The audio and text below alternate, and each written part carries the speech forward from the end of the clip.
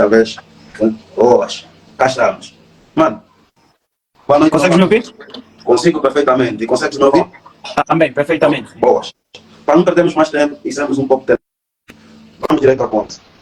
Bem, quando falamos de fuga do quadro, olha, novamente, há pouquinho o Matheus fez o pedido e eu agora voltaria a fazer. A quem está aqui na live, pedimos que partilhe o link para que mais pessoas possam aderir à nossa live. Bem, continuando, falando daquilo que são a fuga do quadro. Geralmente, quando se refere à questão da fuga do quadro, falamos que é quando um cidadão ou cidadãos deixam um grosso número de cidadãos letrados, tendem, ou fuga de cérebros, é quando um grosso número de cidadãos letrados ou cérebros tendem a abandonar aquilo que é o seu país de origem para emigrar para outro estado. E quando chegam lá na questão da emigração, vão normalmente por questões trabalhistas, mas depois acabam pedindo o visto de residente e permanecer. Como analisa esta situação? Primeiro, falar sobre fuga de quadros não é um assunto novo para o nosso país, não é um assunto novo para os africanos e para o mundo, porque as pessoas sempre migraram, não é? Desde o tempo colonial, antes do colonialismo. Então, houve sempre movimentação das pessoas em procura de melhores condições de vida, não é? Por exemplo, as guerras fizeram com que muita gente migrasse. Quando falamos das guerras, não somente as guerras, por exemplo, a guerra que aconteceu no nosso país, a Segunda Guerra Mundial fez com que muita gente saísse daquela zona onde estavam a acontecer as guerras para poderem procurar melhores condições, para poderem procurar proteção, para poderem procurar dar um rumo às suas vidas. E nós aqui em Angola não fugimos da regra. Eu lembro-me que nos anos 90 houve muita movimentação de angolanos que saíam das outras províncias para Luanda, e chegando a Luanda, o objetivo era emigrar para outros cantos, né? E, por exemplo, na Zona Sul, muita gente da Zona Sul do país foi parar para as Namíbias, para a África do Sul. O pessoal daqui do norte de Angola emigrou para os Congos, né, o Gabão. Então, esse êxodo populacional sempre foi uma coisa que já acontecia e vai acontecendo. Mas o que nós precisamos começar a analisar são os fatores que fazem estas pessoas emigrarem, né? É aí onde eu quis chegar. Primeiro, como eu disse a princípio, vamos falar de uma questão geral e depois particularizar para aquilo que é a nossa realidade. Bem, já pegando naquilo que foi a quase que pergunta que acabou de fazer, o que é que faz com que as pessoas emigrem, para começar, e fazendo duas em uma, e como nós podemos melhorar o ambiente dentro do Estado para prevenir esse fluxo crescendo de imigração? Olha, eu acredito... No âmbito geral, a questão é geral.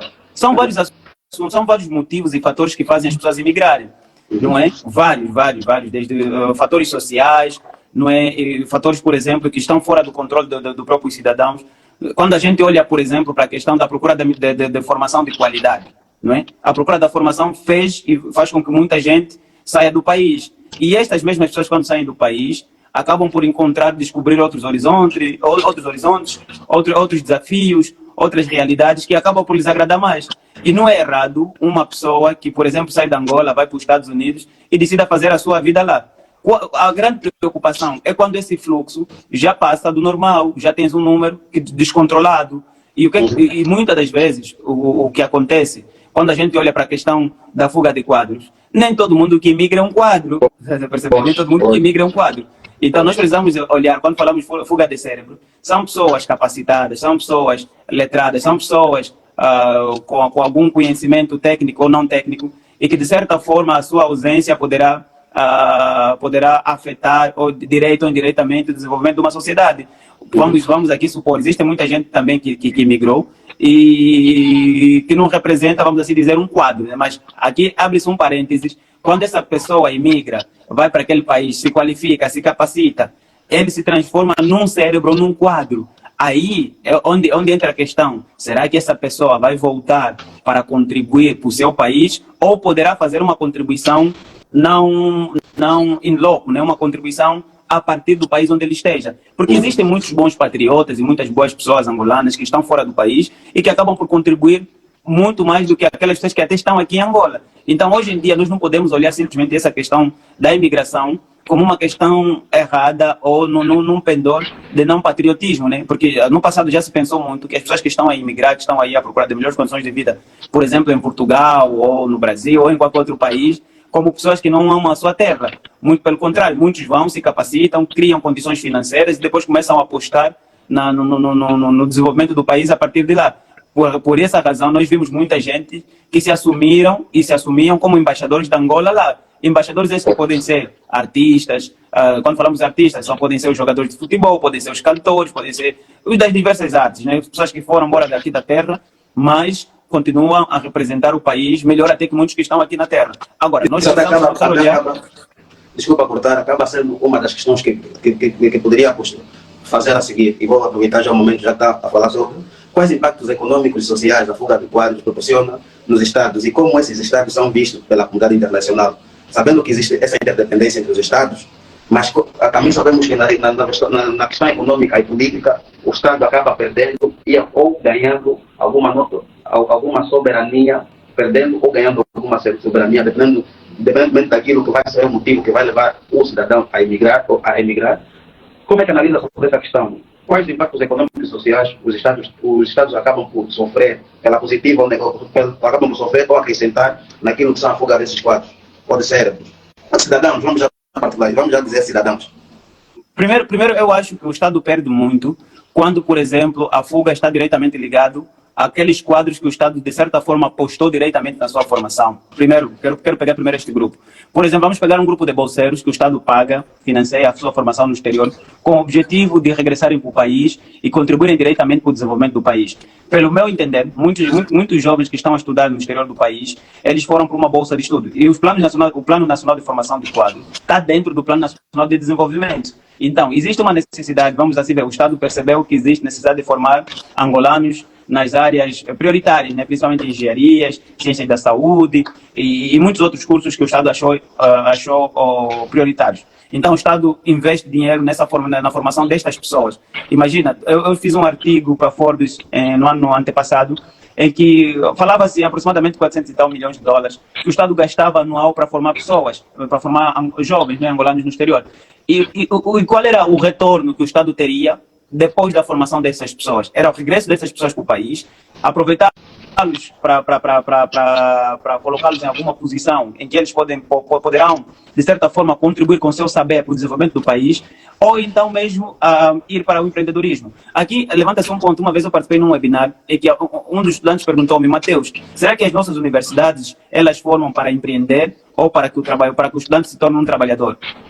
O mesmo estudante afirmava que aqui as pessoas formam-se para trabalhar no governo ou para trabalhar numa empresa. Eu digo sempre assim: a universidade não deve formar nem para o empreendedorismo, nem para trabalhar numa empresa. A universidade deve formar para o conhecimento. Então, é o conhecimento que vai distinguir e que vai criar-te as oportunidades de ou empreenderes ou então trabalhares por uma empresa. Então, voltando nessa questão, o Estado perde diretamente quando deixa de aproveitar aqueles estudantes, aqueles bolseiros, aquelas pessoas que o Estado fez um investimento direto na sua formação, porque o Estado não fez esse investimento para que a pessoa fique lá no país onde ele foi se formar. O Estado fez esse investimento para que a pessoa regressasse para o país e contribuísse. E por que não tem acontecido este regresso voluntário de muita gente que vai se formar no exterior? Porque também não existe o que nós chamamos do mecanismo de apoio, acompanhamento ou mentoria destes mesmos estudantes, que quando eles regressam, são aproveitados, são colocados a responder uma necessidade, porque a gente se forma para responder uma determinada necessidade. A gente se forma para apresentar soluções do dia a dia da nossa sociedade. Por isso que nós continuamos a acreditar cegamente que é na universidade onde estão as soluções para os diversos problemas da nossa sociedade.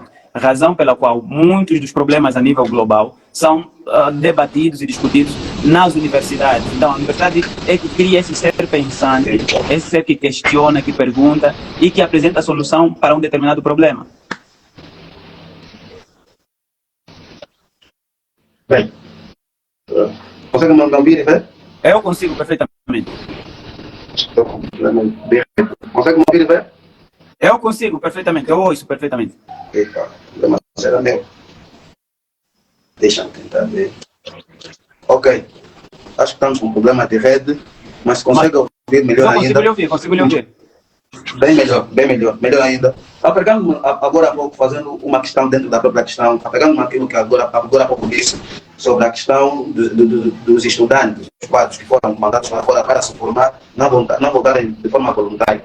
É possível dizer que o Estado em si não tem controle daquilo que são o número de estudantes que vão para lá se formar, depois, quando tem a tendência, quando chega a altura de voltar, eles não voltarem no tempo seguinte. E segundo, porque muitas das vezes também acontece, queria comentar sobre isso, também é uma questão, muitas das vezes até acontece, o estudante termina lá, vem para cá, e o Estado não cria políticas de enquadramento direto na sua área de formação. E ele fica por aqui por uns 6 meses, 4, 12, dependendo da possibilidade. E se houver possibilidade, ele pega e volta a integrar.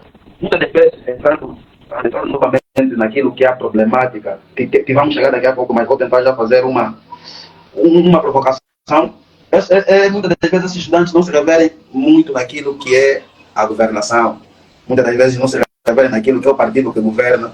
E por não se reverem naquilo que é o partido que governa, automaticamente ficam quartados de certos direitos que eles são de direito, vamos assim dizer. Como é que analisa essas duas questões que acabei de colocar? O Estado não fiscalizar o número de estudantes, porque normalmente o que se tem visto é que o Estado pega os 480 milhões, como acabou de dizer, e financia esses estudantes, mas quando chegam lá, o Estado simplesmente preocupa-se o que acontece em algumas, ou a maior parte das vezes, com o pessoal que eu tenho falado, ou que eu tive o prazer de conversar, é que o Estado se preocupa com eles quando o assunto é o dinheiro da Bolsa, ou quando acontece uma questão muito grave. Fora isso, não existe aquele controle. Então, gostaria sobre olha, esse é um ponto muito importante. E nós, quando eu falo nós, houve uma iniciativa de alguns bolseiros quando regressamos para Angola em 2018. Nós apresentamos ao governo um programa que nós chamávamos na altura de PAMEP, que era Plano ou Programa de Apoio, Mentoria e Enquadramento Profissional. Esse PAMEP era baseado em 3 pilares fundamentais, não é? Que era, nós sentimos que havia necessidade de o Estado não empregar, mas criar, por exemplo, políticas que promovam a empregabilidade, que promovam a meritocracia. Então, ao criar esse programa, nós apresentamos o programa, chegamos a apresentar até alguns departamentos da Presidência da República, apresentamos ao INAB, apresentamos ao Ministério do Ensino Superior, de como, na nossa opinião, o Estado podia aproveitar esses quadros que ele tem formado a nível da Bolsa de Estudo. E além de nós olharmos da questão da Bolsa de Estudo a nível externo, era necessário nós também começarmos a olhar na questão daqueles que se formam no país, porque eles também não estão, vamos assim dizer, não estão equacionados. Então, é preciso que a gente olhe para essa questão, por exemplo, da formação de quadro, não somente do formar, mas é necessário o formar e acompanhar. Porque como eu tenho dito, o Estado não deve empregar, o Estado apenas deve criar as balizas e deixar com que a competência jogue. Porque se você criar as balizas, colocar aí as pessoas a jogarem com leis justas, com programas justos, então as pessoas vão se destacar, o melhor vai se destacar, o melhor na ciência da saúde vai se destacar e vai ter as oportunidades. O que tem acontecido e que nós sentimos ausência é que quando o estudante termina, volta para o país, ele nem sabe onde se dirigir, ele nem sabe como se apresentar. Então, a falta dessa fiscalização, quer das instituições que controlam as bolsas. Hoje em dia já há uma boa iniciativa do INAGB, que é o Instituto Nacional de Gestão de Bolsa de Estudo, de poder fazer acompanhamento, de poder se abrir cada vez mais à comunidade acadêmica, de poder criar mecanismos, de trazer instituições para o nosso sistema de ensino. Porque o que é que falta no nosso sistema de ensino? Não é só dos que estudam no exterior, mas também os que estudam aqui. É necessário nós conectarmos 3 pilares para que a gente tenha um sistema de ensino sustentável e dão respostas aos problemas da nossa sociedade, da nossa comunidade. Que é, por exemplo, você tem de ter o sistema de ensino, as universidades conectados aos centros de pesquisas ou às empresas e também às comunidades. É necessário que os cursos das universidades estejam contextualizados à real necessidade do país. E depois de perceber isso, eu preciso conectar as universidades às empresas. Razão pela qual muitas universidades no exterior são financiadas pelas empresas. Por exemplo, as universidades na Rússia. Havia, por exemplo, a Universidade de Petróleo de Moscou, que é financiado pela Gazprom. Quer dizer que a Gazprom tem naquela universidade um local de ir buscar soluções para os problemas que a Gazprom enfrenta. Então, se nós analisarmos hoje, o pessoal que vai, por exemplo, nas bolsas de estudo a nível de mestrado e doutoramento, poucos ou quase ninguém está conectado a um centro de pesquisa no país ou está conectado a uma empresa no país. E ele, quando vai estudar, ele deve levar na sua bagagem a sua tese, que são os problemas que aquele setor que ele vai se formar apresentam, para depois, lá naquele contexto, com melhores e maiores condições, ele poder procurar soluções e quando regressar, ela aplicar aquelas soluções. Então, é isso que tem falhado no nosso controlo, vamos assim dizer, da própria formação de quadros. Nós não podemos pegar, formar e depois regressar e ele nem sabe onde vai aplicar aquele conhecimento que ele estudou. Por exemplo, existe um programa muito interessante do governo de Angola, que é o programa de envio de 300 estudantes nas melhores universidades do mundo. Esse programa poderá falhar se nós não conectarmos esses estudantes que estão nas melhores universidades do mundo a fazerem mestrado e doutoramento, se não conectarmos eles aos centros de pesquisas e às empresas. É necessário que a pessoa que está a fazer doutoramento esteja conectada a um centro de pesquisa. É aquele centro de pesquisa que vai lhe permitir ele desenvolver o senso crítico, desenvolver artigos de opiniões, artigos científicos, desenvolver, por exemplo, vamos supor, se um estudante que está nesse programa de 300 a fazer medicina, doutoramento em medicina ou uma especialização em medicina, ele precisa, depois, quando regressar no país, estar conectado, ou durante a sua formação, estar conectado a um centro de pesquisa, está a perceber? Ele aí vai poder aplicar o conhecimento acadêmico à realidade operacional. Porque muitos de nós, quando saímos das universidades, eu tenho dito assim, com alguma repetição, quando tu terminas um curso de engenharia, tu és um licenciado em engenharia, você ainda não é um engenheiro. Eu acredito fermente nisso, que o engenheiro é um título profissional, não é um título acadêmico. O título acadêmico é licenciatura. Agora, o engenheiro não é um título acadêmico, é um título profissional. Então, eu acho que nós precisamos começar a olhar para isto, sem vaidade, começarmos a reprogramar, a criar, a corrigir alguns gaps que vão surgir nos nossos programas de formação. Só assim vamos conseguir controlar a fuga destes quadros que o governo injetou dinheiro diretamente. Bem, agora, pegando numa das questões, numa questão que acabou de falar, como é que foi, como é que o Estado abraçou o projeto, que quando voltaram, trouxeram e levaram para o Estado, como é que foi a recepção do Estado ante aquele projeto que foi passado por vocês? Está a ser aplicado? Como é que foi? É uma pergunta interessante. O projeto ainda continua conosco. Eu falo isso com muita propriedade, porque nós desenhamos um projeto inovador que era baseado em 3 pilares, como eu disse. Né? Primeiro, nós percebemos o que faltava aos estudantes, porque nós éramos estudantes quando desenhamos o projeto. Então, nós quando voltamos, nós sentamos assim, o que está a faltar para que a gente dê certo, para que as coisas funcionem. Estava a faltar o seguinte, imagine só, e as pessoas que estão aqui a nos acompanhar, pensem só comigo, se nós tivéssemos um gabinete interministerial, não atrelado a um ministério, um gabinete interministerial ou controlado pela Presidência da República, que pudesse fazer, a primeira coisa que ele poderia fazer era dar apoio aos estudantes. Quando nós falamos apoio, é apoio até vocacional, porque as pessoas estão a estudar o que eles não gostam, o que eles não gostariam, e sem necessidade. Então, o primeiro apoio que a gente fala é o apoio vocacional, né? Fazer entender o que o Adalberto é bom. Vamos fazer aquela análise que nós chamamos de análise fofa, fraqueza, oportunidades e pontos fortes e ameaças. Não é? Então, quando a gente faz essa análise do próprio estudante, nós vamos perceber, não, ele tem inclinação em ciências políticas, ele tem inclinação em biologia, ele tem inclinação naquilo. Só depois a gente vai desenhar o perfil do estudante. Depois, esse mesmo programa visava, o primeiro pilar era este apoio. O segundo pilar era mentoria. Os estudantes universitários precisam de ser mentorados. Eles precisam de ter mentoria. Existe estudante universitário, a terminar a universidade, que ainda coloca no CV dele que entende informática na ótica do utilizador. Informática na ótica do utilizador é saber copiar e colar documento. Hoje, pela globalização e dinâmica das sociedades, já não se precisa da informática na ótica do utilizador. É como se você tivesse a colocar no teu CV que sabes ler e escrever. As pessoas já não precisam saber que você sabe ler e escrever, é o óbvio. Então, é preciso que o estudante esteja e tenha mentoria, tenha mentores. É o mentor que durante a sua formação vai permitir com que descubra valências em ti. Vai ver, não, o Adalberto, ele daria um bom empreendedor. Porque na universidade é para fazer esse tipo de ensaios. O Adalberto daria um bom empreendedor. O Adalberto, quando terminar a sua licenciatura, ele precisa fazer um doutoramento, precisa fazer um mestrado, porque ele tem muita inclinação em pesquisa.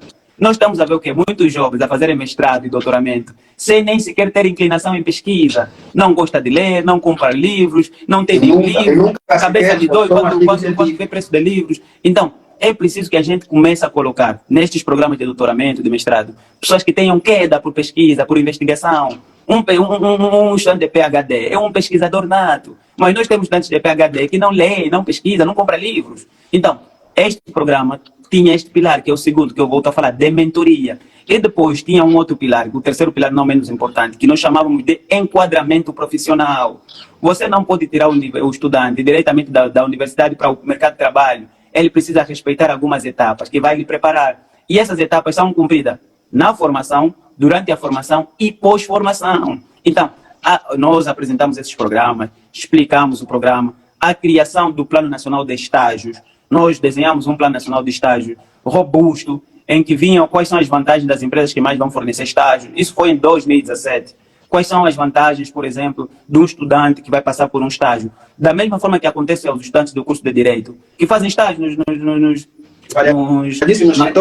nos escritórios dos advogados. Não é? Então, devia acontecer com os estudantes de Medicina, com os estudantes das Engenharia, os estudantes das Informática. Então, tudo isto estava dentro do programa. Agora, se me perguntar, o programa funciona? Acho que existe um programa que funciona, mas não é o que nós desenhamos. Então, nós continuamos a desenhar, a apresentar, e nós éramos um programa já que foi ensaiado. Nós ensaiamos nosso programa na altura pela Ideas Lab nos Estados Unidos, no Texas, porque nós tínhamos uma representação lá. Então, nós já fazíamos esses ensaios com os outros estudantes, não somente angolanos, mas com estudantes africanos. Então, porque eu acredito cegamente que nós precisamos, primeiro, apoiar os estudantes, mentorar os estudantes e depois fazer o enquadramento profissional. Porque volto naquela questão, será que as universidades preparam os estudantes para o mercado de trabalho ou preparam para empreender? A universidade deve preparar para o conhecimento, a universidade deve preparar para o questionamento. Então, quando nós não criarmos, se nós não criarmos essas condições todas e conectarmos os três pilares fundamentais para o desenvolvimento da sociedade, que é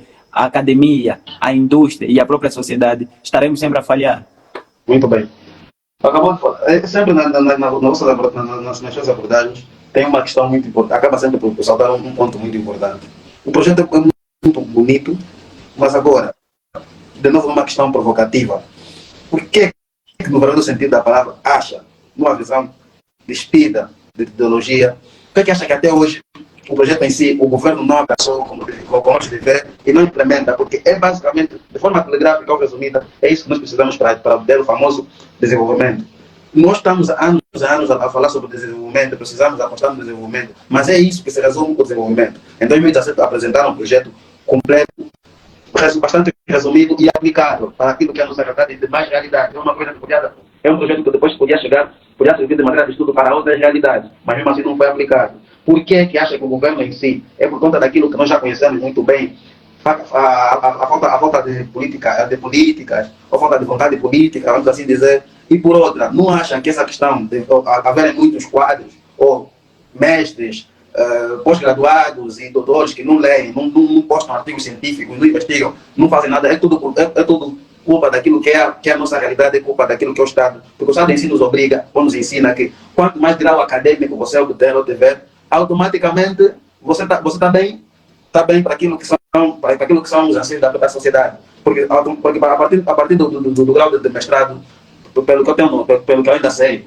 salvo erro, o especialista ou mestre já não passa por um concurso público, ou o concurso público dele para a função pública, ou empresariado, mas nas questões públicas, já não passa por aquilo que é o famoso concurso público, no sentido lato, porque é um grau que já não merece ser questionado.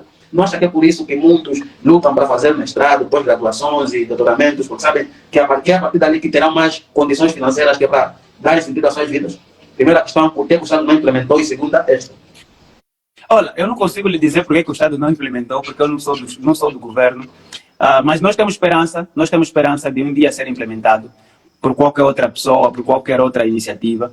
E a outra coisa é que nós continuamos a implementar, mas num formato muito pequeno. Porque você tem, por exemplo, o Estado é uma estrutura robusta. Então, tu quando implementas num formato pequeno, tu afetas 2, 3 pessoas. Mas com apoio e patrocínio, nós conseguiríamos afetar mais gente. Agora, na outra questão das pessoas fazerem mestrado, doutoramentos, e eu estou a ver aqui muitos comentários de muita gente que depois vamos abrir para algumas perguntas. Vamos. Eu acredito que não existe incentivo da investigação científica. Eu tenho aqui um exemplo e uma experiência muito boa. No tempo que eu vivi na Rússia, a maior parte dos livros que nós utilizávamos eram escritos pelos professores que estavam na universidade. E o professor era full-time, era mesmo um trabalhador daquela universidade.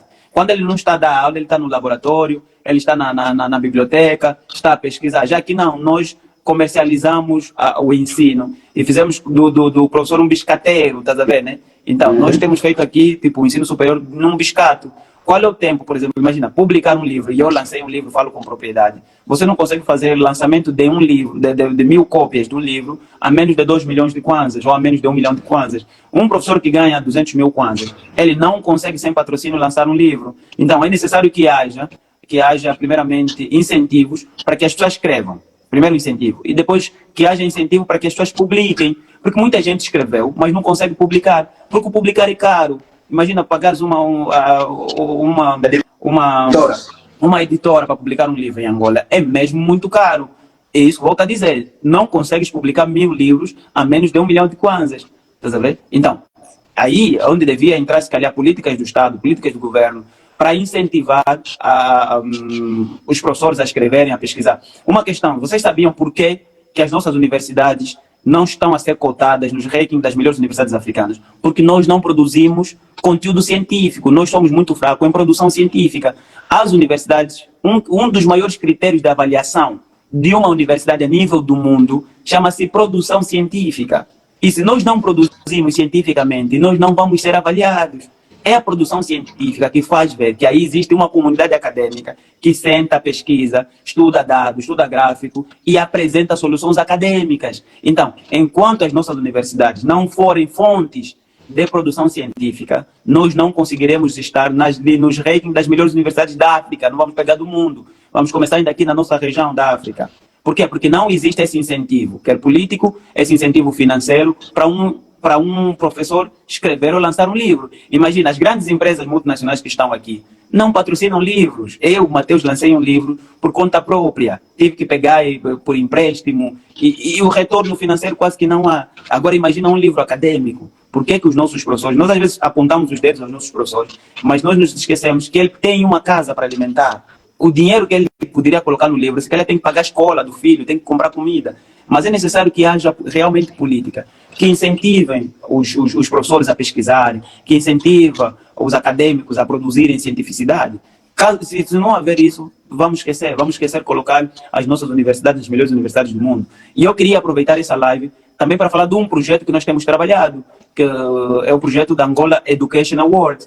Por que nós decidimos desenhar o Angola Education Award, que é o prêmio da excelência acadêmica? Nós temos visto no nosso país muitas premiações, vão premiar tiktokers, youtubers, fofoqueiros, vão premiar os que praticam banalidade, com prêmios monetários, com estatueta, alguns até com carros, né? E por que valores muito absurdos. Por que a gente não começa a valorizar a excelência acadêmica? Aquelas pessoas que mesmo com dificuldade do contexto do país, eles continuam a dar o seu máximo para que as universidades continuem a funcionar, para que continuem a formar pessoas, para que e ainda existe um pequeno grupo de angolanos acadêmicos que escrevem artigos científicos. Esta é uma das formas que nós, iniciativa da Angola Education Award, pensamos em incentivar as pessoas a pesquisarem. Nós vamos ter, na Angola Education Award, nós vamos selecionar o melhor o pesquisador do ano em Angola. Aquela pessoa que mais pesquisou, que mais escreveu artigos científicos. Vamos premiar. Nós vamos premiar o estudante que mais se destacou academicamente na sua universidade, no domínio das ciências da saúde, das ciências humanas, das engenharias. Nós vamos premiar.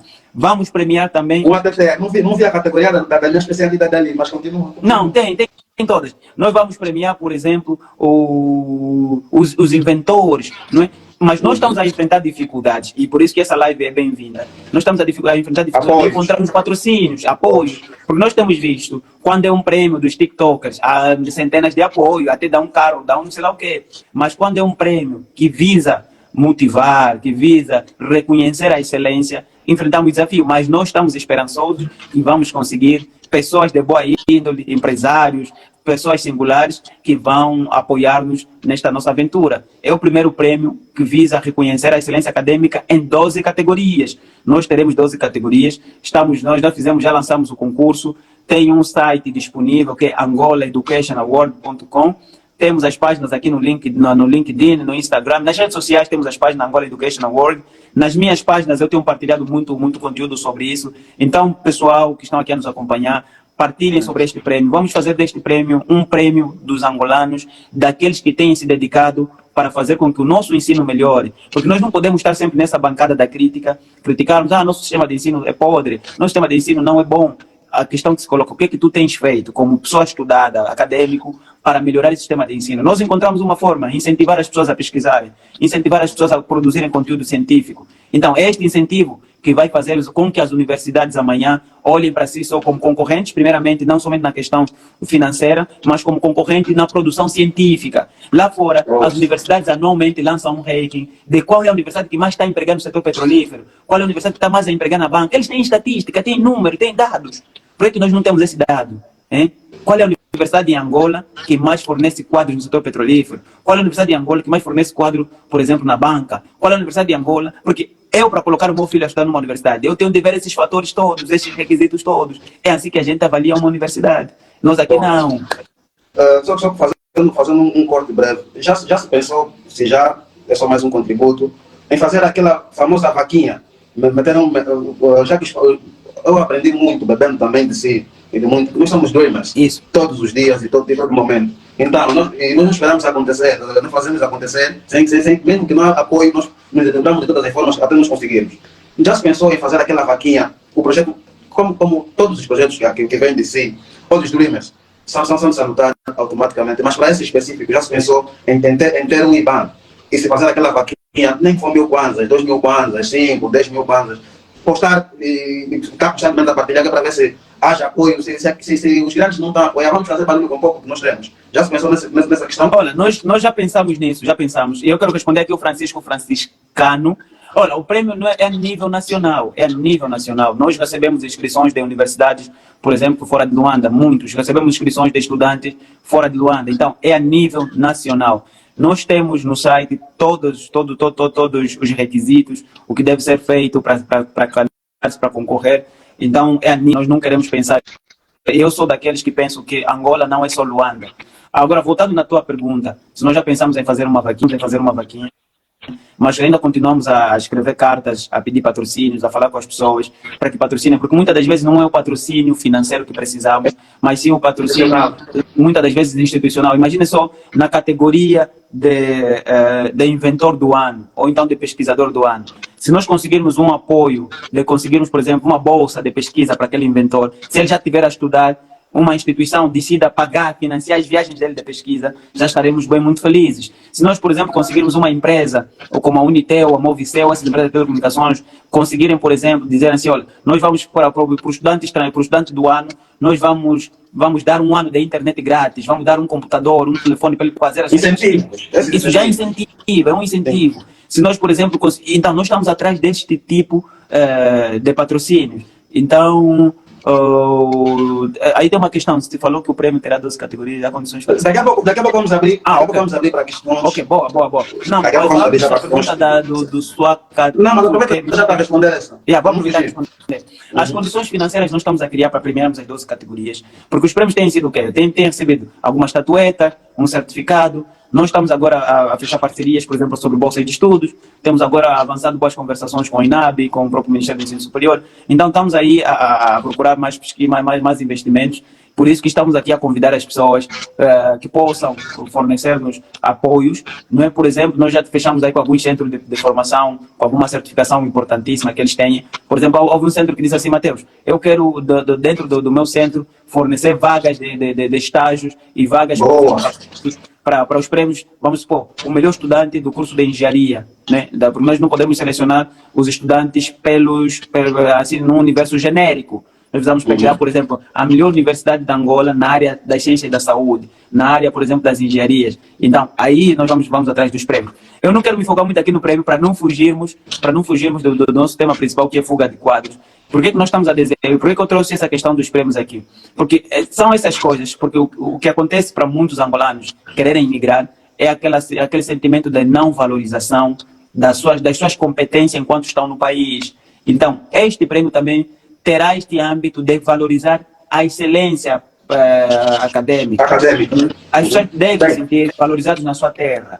Por isso que muita gente, quando se sente desvalorizada, ele vai embora com aquele conhecimento todo que ele poderia, se calhar, contribuir. Nós temos muitos médicos que emigraram, muitos engenheiros. Eu conheço pessoas que hoje em dia trabalham em grandes empresas lá fora. E hoje você pode perguntar, nós temos uma empresa igual essa aqui em Angola. Se ele estivesse aqui no país, se calhar ele poderia contribuir. Mas ainda assim, nós temos muitos desafios no que concerne o mercado de trabalho, estás a ver? E eu estou a preparar um próximo livro que é chamado Bolseiro, Desafio Pós-Formação, onde vamos falar, e tem um capítulo que nós vamos abordar sobre fuga de quadros, vamos falar da África como um cemitério. Então são esses pontos que a gente tem analisado, tem feito pesquisas e entender o porquê desse êxodo. Hoje em dia existe basta ir para as embaixadas, ver os pedidos de visto das pessoas para saírem do país. Então olhamos isso com muita preocupação, porque muitos que estão a sair neste grupo são mesmo realmente quadros que fazem muita falta para o país.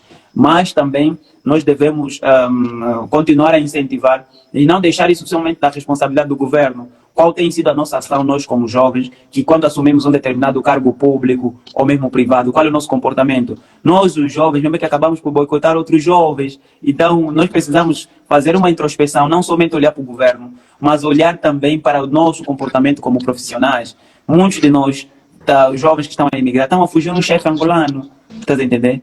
Estão a fugir o ambiente de trabalho de fofoca, o ambiente de trabalho de perseguições. Estás a ver? Às vezes há muitos jovens a ganhar bom salário a emigrar. Por quê? Porque ele está num ambiente de trabalho muito hostil. Então nós precisamos fazer essa introspeção como angolanos. Por isso que eu disse no fórum, numa conferência que participamos sobre o que é ser angolano. Que o ser angolano é isso, não é somente dizer eu amo o país e eu sou angolano, não. É preciso nós olharmos até que ponto eu estou disposto a fazer sacrifício pelo meu país. Porque acho que o patriotismo é isso, pensar Angola é isso.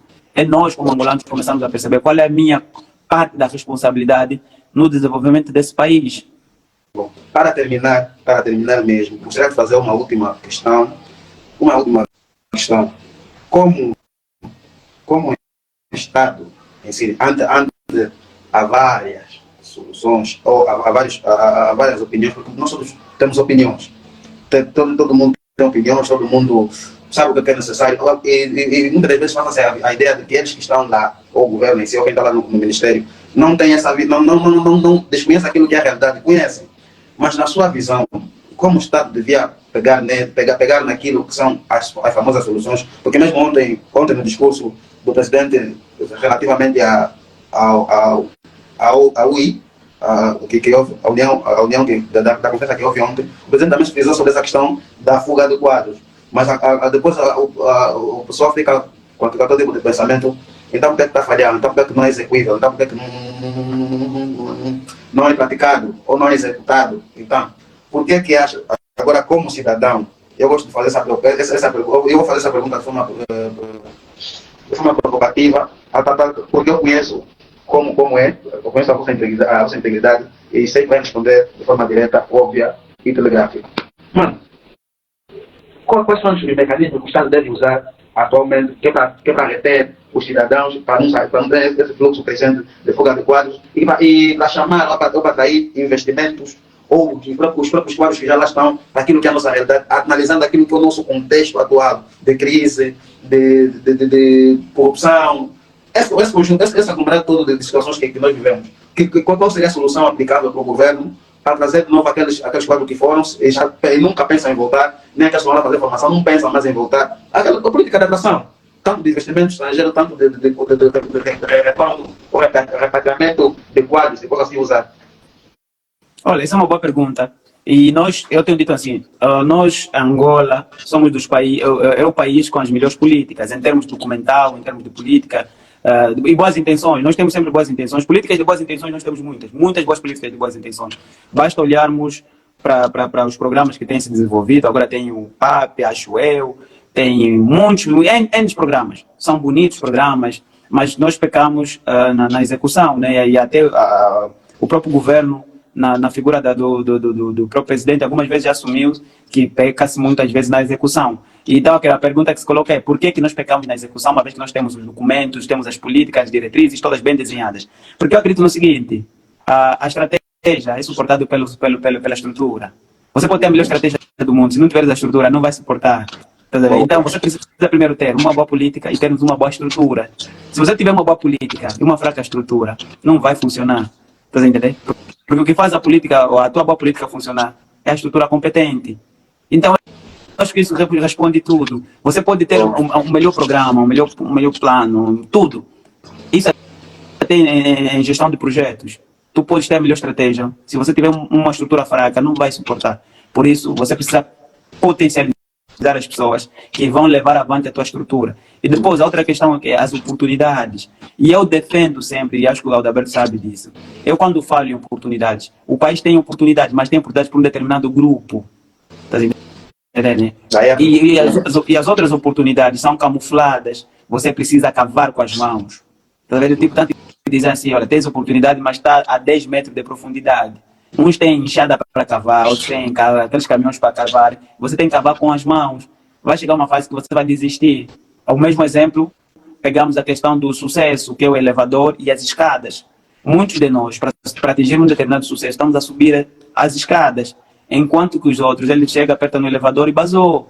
Claro que quem for de elevador vai chegar primeiro. O que está a subir as escadas vai demorar mais tempo. Poderá desistir com cansaço. Estás a perceber? Então nós precisamos começar a olhar para as oportunidades e começarmos a promover a meritocracia, a competência. O primeiro requisito devia ser angolano.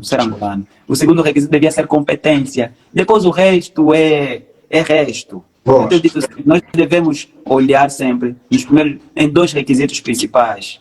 É angolano, é competente. E já não pode ter outra pergunta. Por isso que as oportunidades são camufladas. Então nós precisamos começar a descamuflar as oportunidades. Então, para os jovens, nós como já estamos na reta final, para os jovens é preciso que se você for estudar, estuda mesmo. Não estuda do bungle bang. Estuda mesmo, porque estudar muda vidas. Estás a perceber? Estuda, capacita-se, se torna autoridade. Eu acho que um dos segredos, eu sou formador de marketing pessoal, que é personal branding. Eu tenho dito sempre assim, o marketing pessoal é o processo que te transforma em autoridade. E a autoridade é transformada com quê? Com competência, com qualificação, com valor agregado. Estes são os pontos que os jovens devem procurar. Você que é pobre, você que é filho de camponês, você que não tem conexões na elite, você deve estudar mais do que os que têm conexões. O teu esforço é redobrado. A tua vontade de vencer é redobrada. A tua disciplina é redobrada. Estás a ver? Só isso é que vai te permitir estar lá. Agora, se você ficar no coitadismo, pensar que só eles é que podem, vai se enterrar e deixar muitas das vezes. Nós temos um país muito politizado. Nós devemos às vezes nos afastarmos da política partidária e nos unirmos à política comum, ao bem comum. Nós não podemos ter simplesmente o posicionamento político partidário. Nós devemos ter posicionamento da Angola. A Angola está em primeiro lugar. O que eu faço por essa Angola? O que eu devo fazer por essa Angola? Como é que eu posso influenciar a minha comunidade? Todos nós que estamos aqui, que temos internet, estão aqui nesta live, têm um privilégio. Nós somos privilegiados porque estamos conectados ao mundo. Nós vivemos numa aldeia global. Eu consigo saber o que está se passando em Israel, mas tem jovem, eu nesse momento estou em Cabinda, tem jovem aqui em Cabinda que não sabe o que está se passando em Israel, não sabe o que está se passando em Portugal, mas nós vivemos numa aldeia global. Nós viajamos com o nosso telefone. Então, como é que eu vou usar este meu privilégio? Nós, os privilegiados, porque o privilégio também tem níveis. O meu privilégio não é o mesmo privilégio com o filho do ministro, com o filho dos gajos bem servidos no circuito fechado, não. Por isso que eu, Mateus, assumi responsabilidade. Que o meu privilégio, vou procurar despertar mentes. Vou procurar dizer, se eu venci com essa dificuldade, olha, eu tive que cavar as oportunidades com as mãos. Por isso que as minhas mãos estão cheias de sinais e cicatrizes. Mas eu não quero que o meu outro irmão angolano também tenha de cavar essa oportunidade. Porque eu posso lhe dizer, não, tem um elevador aí, suba. Vou usar meu cartão para você subir no elevador. Não posso pegar meu cartão e embarrar. Estás a ver? Nós precisamos estar unidos. E eu vejo que o gueto não está unido, que o bairro não está unido. Estás a ver? Então, é isso que nós precisamos começar a olhar como jovens. Tipo, o meu amigo vai lançar um livro, eu não tenho dinheiro, mas vou lá encher. Pelo menos aquele barulho meu que eu vou fazer, vai fazer com que o patrocinador venha. Já nós não. Quando um vence, quer denigrir os outros. Nós estamos nesse mundo numa passagem muito curta. Eu sei que eu não vou chegar em 2120. Então eu devo trabalhar o máximo que eu puder, porque eu estou numa passagem curta nessa terra. E eu quero que a minha passagem nesse país, Angola, seja notada. E o ser notado, não preciso ter 1 milhão de seguidores no Instagram. O ser notado é eu esperar que eu atinja pelo menos 2 pessoas, mude a realidade de 2 pessoas. Aquelas 2 pessoas vão se triplicar, porque o bem tem que se triplicar. Eu acredito muito nesse país. Nós temos um país muito rico. Tem petróleo, tem diamante, tem peixe, tem carvão, tem café, tem mar, tem rio, tem lagoa. Pô, mano, e somos poucos. Nós podemos fazer mais. Estás a ver? Eu vejo muitos jovens chamar, esse mano já está estragado, vamos olhar. Tipo, está estragado, nós podemos reparar. Vamos reparar um pouco. Porque nós que seremos os futuros líderes de 2040, 2050. Se nós deixarmos de acreditar no país que nós vamos liderar, estamos falhados. Estás a ver? Pois é. Bom, Mateus, muito obrigado, meu irmão. Quando Mateus me trouxe aqui uma visão nostálgica daquilo que é a realidade do país. Só assim você poderá desenvolver habilidades. Faça sempre pesquisa. O que é que eu tenho de estudar hoje que vai ser preciso daqui a 2, 3 anos? Estuda comunicação, estuda marketing, participa em eventos. Há muitos eventos gratuitos no país. As pessoas não vão, mas estão em todos os apupu, todas as festas de pagar. Mas há eventos gratuitos. Tá a ver? Compre livros. Se você não tem dinheiro para comprar um livro físico, compre um e-book, vai na internet, pesquisa, vai no YouTube. Nós temos agora uma universidade muito interessante, chama-se Google. Hein? Lá tem tudo. Estuda, tira notas, qualifica-se. Não espera o governo fazer tudo. O governo não vai fazer. Não espera o governo abrir concurso público. Nem sempre vai haver. Qualifica-se, capacita-se. Yeah? Bem, Mateus, muito obrigado. Está me ouvindo, né? Estou a ouvir perfeitamente. Muito obrigado, meu irmão. Foi uma excelente e rica aula. Rica aula. Desculpa falar de água, de água. E rica aula. Como sempre, acaba sendo um prazer estar a conversar contigo, meu irmão. Mas vamos agora abrir o espaço de questões. Para quem quiser fazer questões, estamos há quase 1 hora já aqui.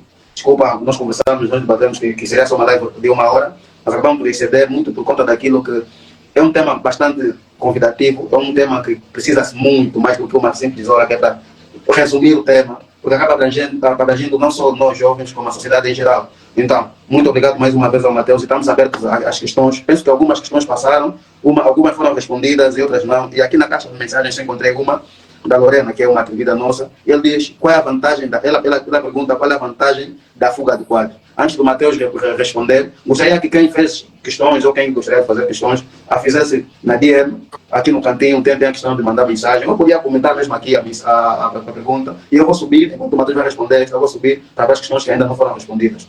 Mateus, tenha bondade. Vantagem de fuga de quadro? Essa pergunta é difícil, Lorena. A vantagem, quando os quadros vão saindo do teu país, e quando nós falamos quadros, são mesmo os quadros, porque nem todo mundo que imigra é um quadro, né? Temos que ter também esse ponto. Né? O Paulo falou sobre isso ontem, quando eu enviei a live. Ele falou, olha, lembra que eu falei sobre isso lá, né? Falei sim. Nem todo mundo que imigra é um quadro. Então, quando nós falamos das vantagens, acho que a fuga de quadros só tem desvantagens. Só tem desvantagens, porque teria vantagem no cenário de que esses quadros que emigraram, capacitaram-se lá fora, trabalharam, mas com o objetivo de regressarem para o país, passarem a sua experiência para outros angolanos. Aí tudo bem. Agora, quando é fuga mesmo, ele foi para não voltar, só tem desvantagem. Então, não vejo nenhuma vantagem. Boas. Bem. Não sei se consegue se encontrar uma questão. Eu estou por aqui, houve algumas questões. Houve algumas questões, sim. Uma vez que é nacional em termos de financiamento, que as universidades nos garantem a respeito. O Franciscano perguntou sobre os prêmios que nós estamos a promover, que é o Angola Education Awards. O prêmio é nacional, nós temos apoio institucional do Ministério das Telecomunicações, Tecnologia da Informação e Comunicação Social, temos esse apoio institucional. Temos o apoio institucional da ENAP, que é a Escola Nacional de Administração e Políticas Públicas. Tem os apoios da Mango Brain. Temos apoio do Cartão Único de Estudante, eu acho que é assim que se chama. Temos... este prêmio é promovido pelo Estudante Carneiro, pela Dreamers e também pela Associação dos Estudantes das Universidades Privadas de Angola. Temos também apoio da Maximo Som, que vai instalar no sistema de som e toda a garantia técnica. Estamos a fechar o apoio com o Instituto Nacional de Gestão de Bolsa de Estudos e estamos aí aberto para outro tipo de apoio, para podermos encontrar algum financiamento. Caso a gente não consiga encontrar financiamento, a gente vai avançar com o prêmio nas condições.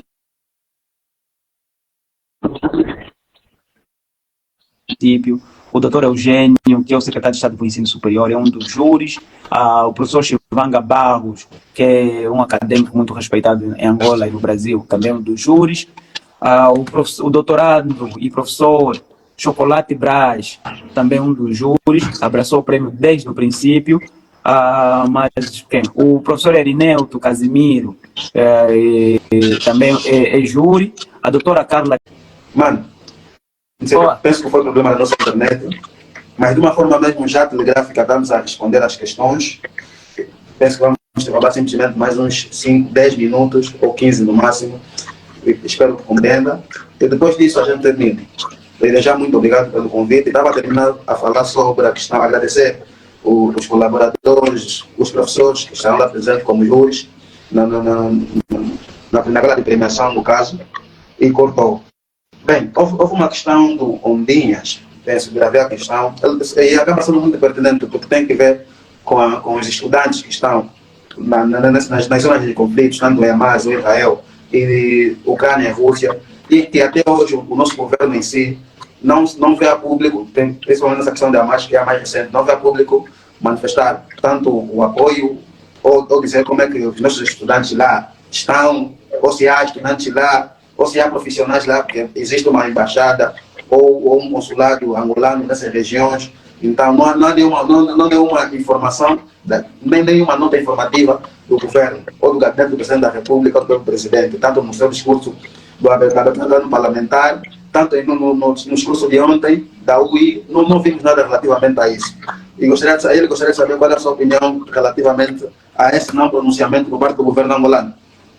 Olha, eu acompanhei muito no princípio a guerra da Ucrânia com a Rússia, porque são dois povos que eu conheço muito bem. Conheço bem a Rússia porque vivi lá. E sei também da questão da retirada dos angolanos que estiveram na Ucrânia.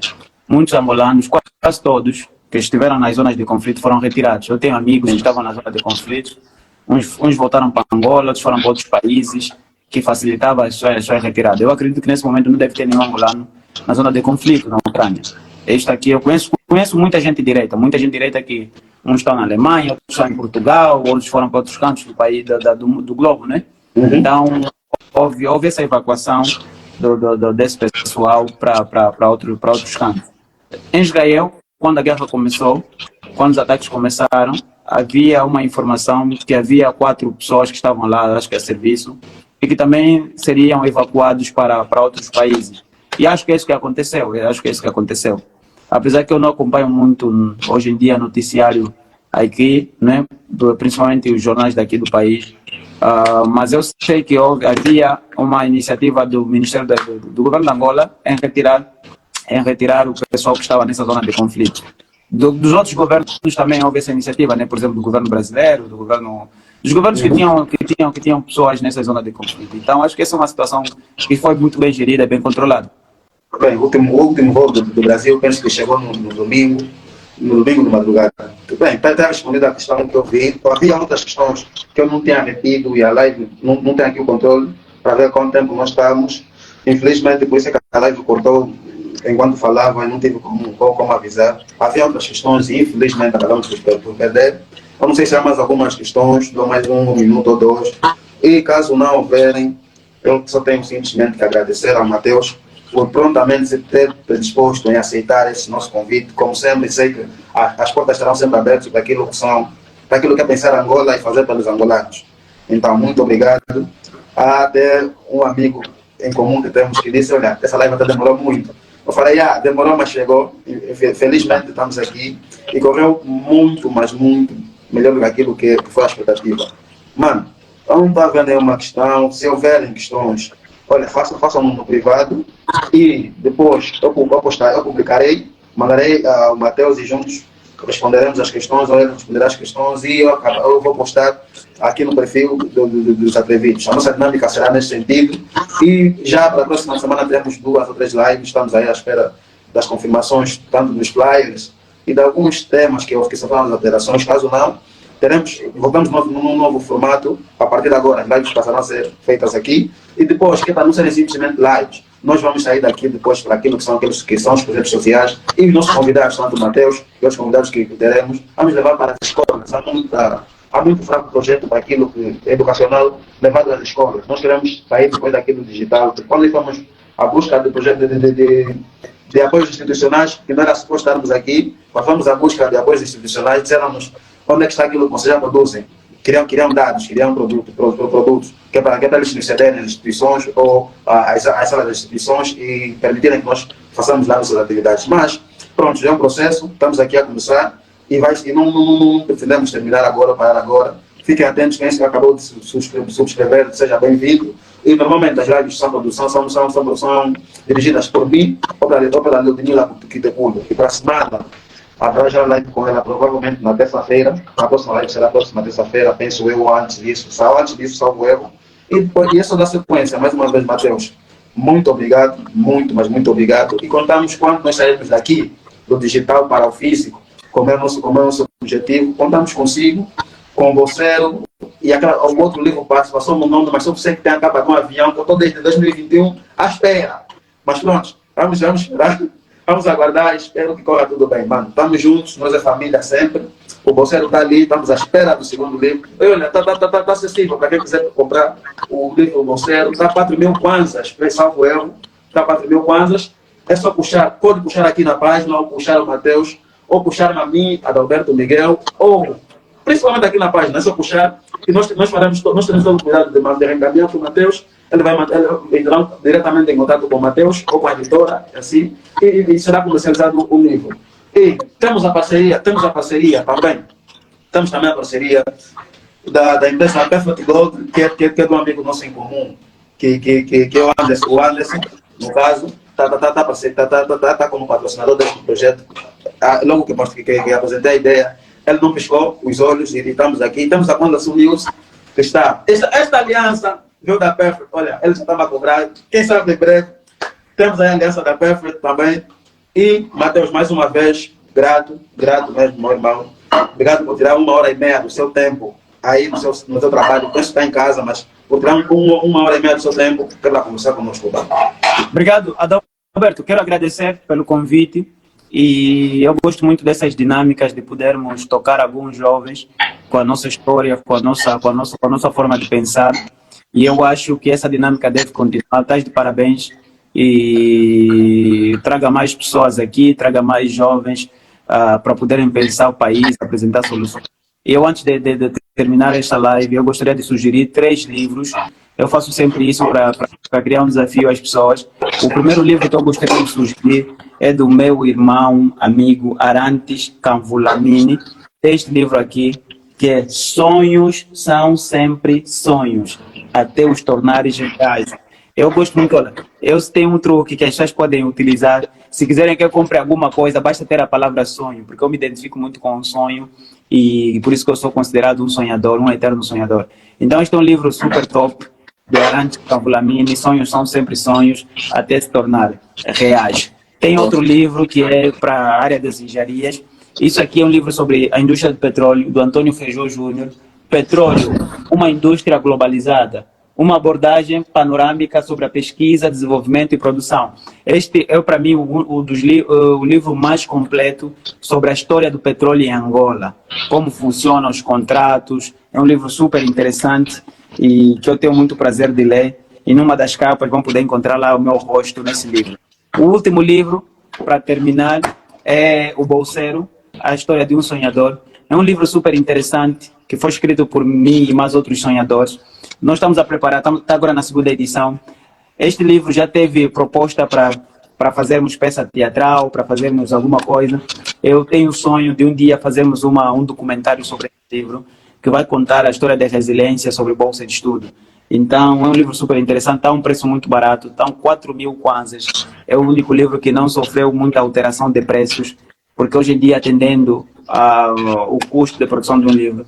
Então, é um livro muito bonito, uma capa super bonita. Eu tenho muito orgulho desta capa, do próprio conteúdo do livro. Tem história muito interessante aqui. Então, compre. Para ter esse livro, quem estiver em Luanda pode comprar o livro na editora Cássia. Tem um LinkedIn, as redes sociais da editora Cássia, eles têm o livro disponível com entrega ao domicílio. Então, quero aqui agradecer ao Adalberto pelo convite, agradecer a Ludmila, a Márcia Cordeiro, minha cota, que está aqui, muitos beijos, saudações aí à família, a todo mundo que nos acompanhou, que acompanhou esta live, que esteve aqui conosco. Nós precisamos, como eu disse numa das minhas abordagens, nós precisamos acreditar neste país e, acima de tudo, deixarmos um pouco de lado as questões políticas e começarmos a pensar países como cidadão. Eu não tenho, por exemplo, nenhum interesse de me intitular patriota, nacionalista ou coisa parecida, como eu disse na minha abordagem. Eu só preciso ser um cidadão exemplar, contribuindo de forma significativa para o meu país, sendo exemplar para os outros jovens, não invejar os outros, não pisar nos outros para poder atingir sucesso e, acima de tudo, me capacitar cada vez mais para poder dar respostas quando eu for convidado. Então, quero agradecer o teu convite, quero agradecer o convite de muitos outros jovens que têm nos convidado para podermos passar a nossa mensagem. Não que a gente seja melhor que os outros, mas porque nós precisamos desse contributo, desse espaço para podermos falar dos nossos projetos. Então, acompanhe o Angola Education Award. Márcia, convida o meu pessoal para prestar entrevista sobre os prêmios Angola Education Awards. Tem aí no Instagram Angola Education Award, tem um site. Leandra, muito obrigado por acompanhares a live. Vi que estavas aqui desde o princípio. Muito, mas muito obrigado. Está aqui o teu livro. A Susana também, Susana, muito obrigado por acompanhar. Sua Katsuki, basicamente. Ela fez várias questões, infelizmente foram acompanhar a live passada. Muito obrigado pela interação. Cláudio, Ondinhas pelas questões. Tem muita gente, muito obrigado. Muito obrigado por esse feedback, pela primeira. Eu vou sair, estamos juntos, beijo, beijo. Juntos.